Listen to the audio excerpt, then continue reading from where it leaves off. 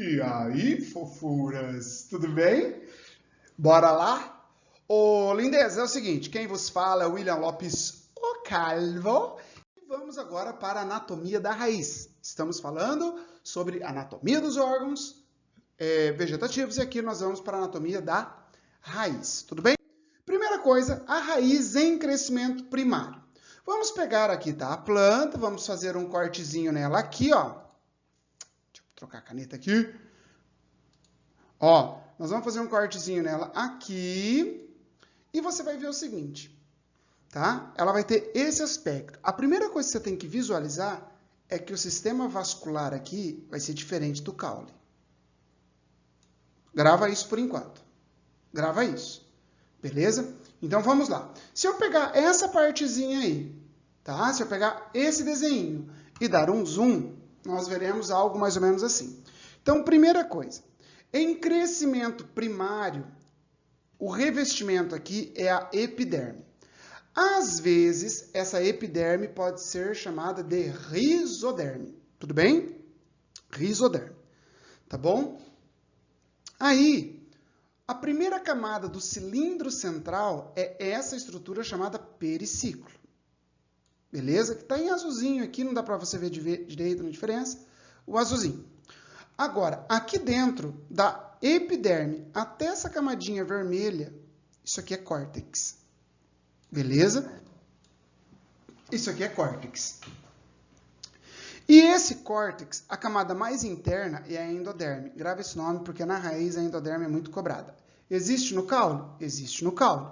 Beleza? Mas é mais cobrada aqui na raiz, tudo bem? A endoderme. Ó, endoderme é o limite interno do córtex e exoderme é o limite externo. Só que a exoderme nem sempre é diferenciada. Beleza? Não dá para você diferenciar das outras células do córtex. Tudo bem? Então, aqui é o córtex. Joia? Que normalmente não tem tecido. Normalmente, tá? Não tem tecido de sustentação. Joia?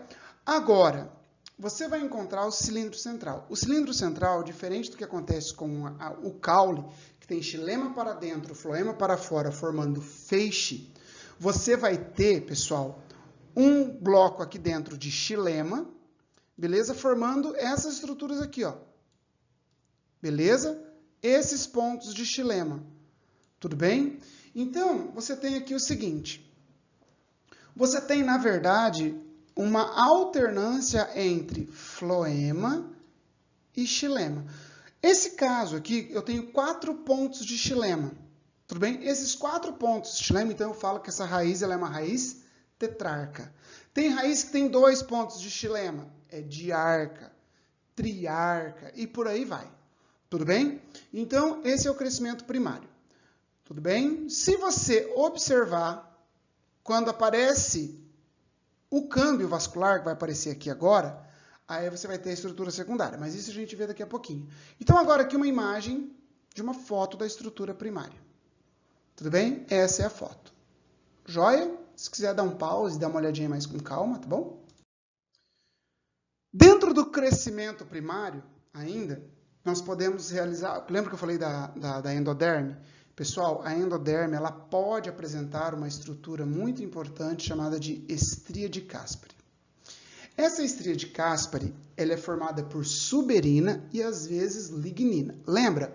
A suberina ela é uma substância de caráter lipídico. Então, ela impede a passagem de água. Então, você tem aqui, ó, ao redor dessas células, olha só, uma cinta de lignina e suberina, beleza? Tá? Ao redor dela. Quando você observa na célula, você vai ver que está entre as 2 células aqui, você tem, então, essa estria de Caspary, que é esse pontinho vermelho aqui, ó. Tudo bem? Esses pontinhos vermelhos são a estria de Caspary. Essa estria, ela vai evitar o refluxo de minerais, beleza? Do cilindro central para o córtex. Então, ela evita a perda. Tudo bem? Então, eu quero que você entenda o seguinte, tá? Normalmente, as células do córtex e aí, no caso, a endoderme, né? Ela apresenta essa estria de Caspary. Então, no que isso vai influenciar? Isso vai influenciar, inclusive depois disso aqui a gente já mata uma parte da fisiologia, tá? Isso aqui vai influenciar no seguinte, deixa eu apagar isso aqui. Vai influenciar que as células do córtex, por exemplo, elas são mais concentradas do que a do solo. Então, a água que está aqui no solo, ó, por exemplo, aqui está a água, ela vai entrar na raiz. E ao entrar na raiz, ao ser atraída pela concentração da raiz, ela vai ter duas vias, beleza? Vai ter duas vias. Então, a água entra pelo pelo absorvente da raiz, tudo bem? Pelo pelo absorvente, tá? Os pelos absorventes eles estão aqui na região pilífera, ó. Tudo bem? O restante da raiz normalmente é impermeável. Quando ela está com crescimento secundário, ela já é impermeável por causa da suberina. A água entra. E quando a água ela passa por dentro das células, ela vai passando por dentro das células, até atingir o xilema, nós falamos que essa rota é uma rota simplástica. Beleza? Porque ela passou por dentro da célula.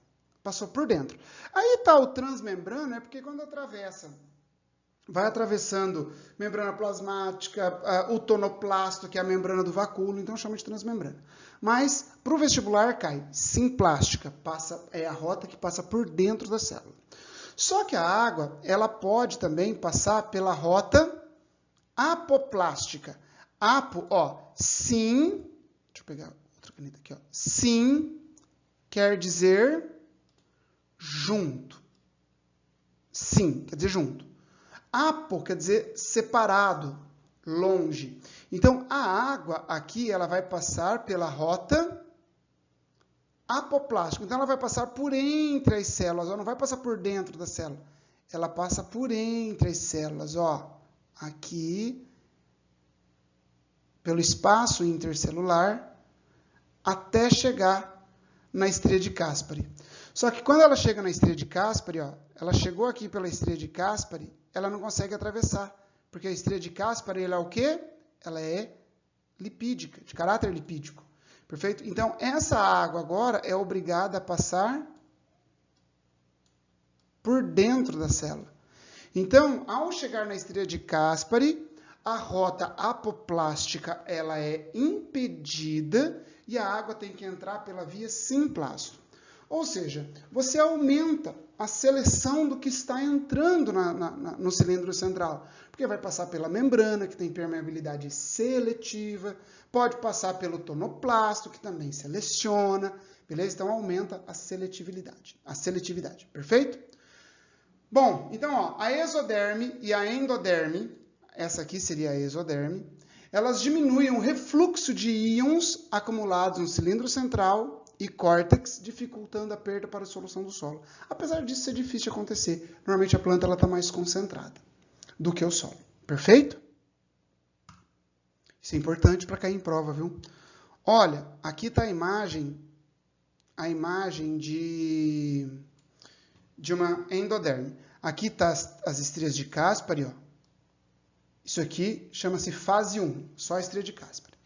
Às vezes, tem plantas que vão para uma fase 2, e aí a quantidade de lignina vai para todas as paredes. Beleza? Então, aí é fase 2, é uma outro espessamento. Estria de Caspary é só essa fase aqui, que é chamada de fase 1. Beleza?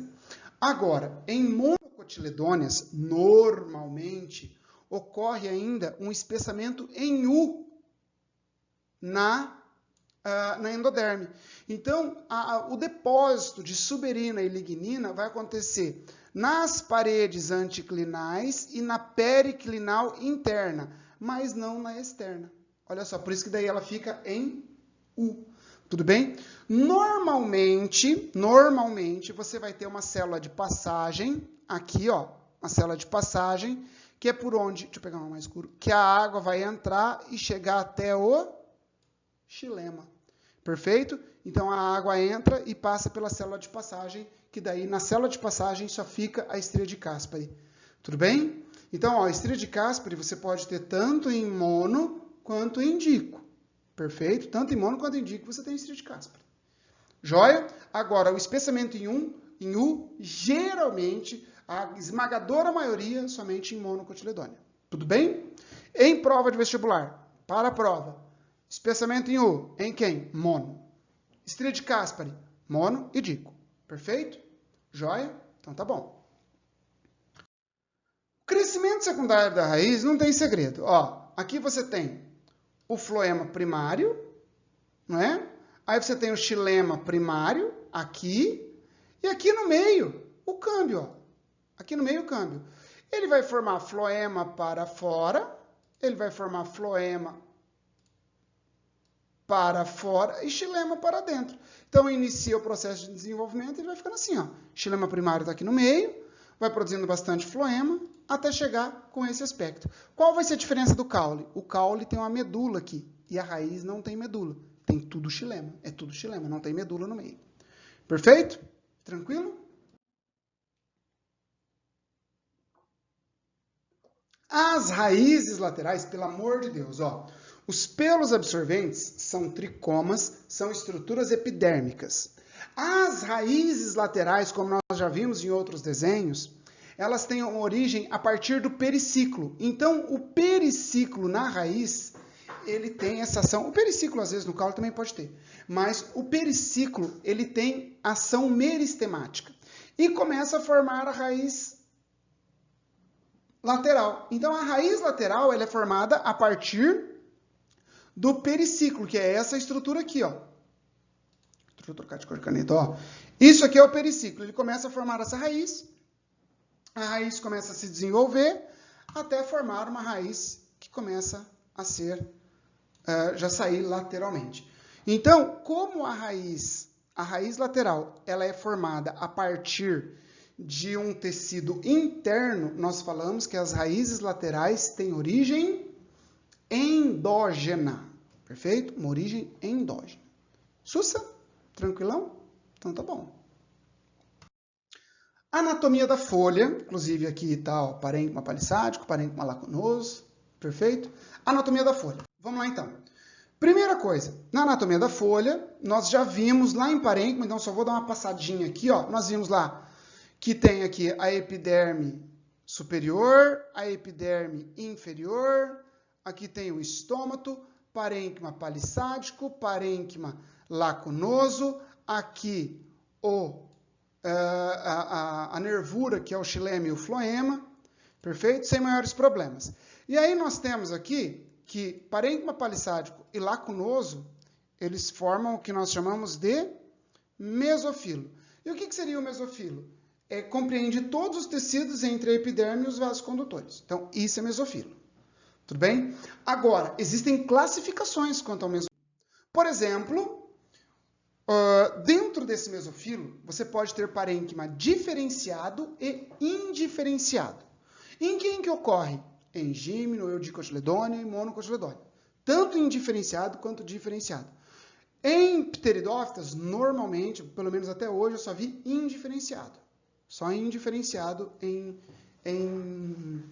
pteridófitas. Apesar de não ter muita literatura, bom, eu pelo menos não tenho muita literatura de anatomia de pteridófita, perfeito? Mas em gímeno, eudicotiledôneas e monocotiledôneas pode ter parênquima diferenciado e indiferenciado.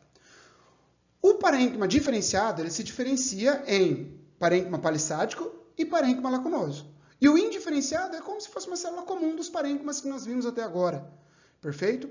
Aí, quando ele é diferenciado, nós temos um mesófilo heterogêneo, que é quando eu tenho parênquima palissádico, pode ser uma camada ou várias camadas de palissádico, e o parênquima lacunoso.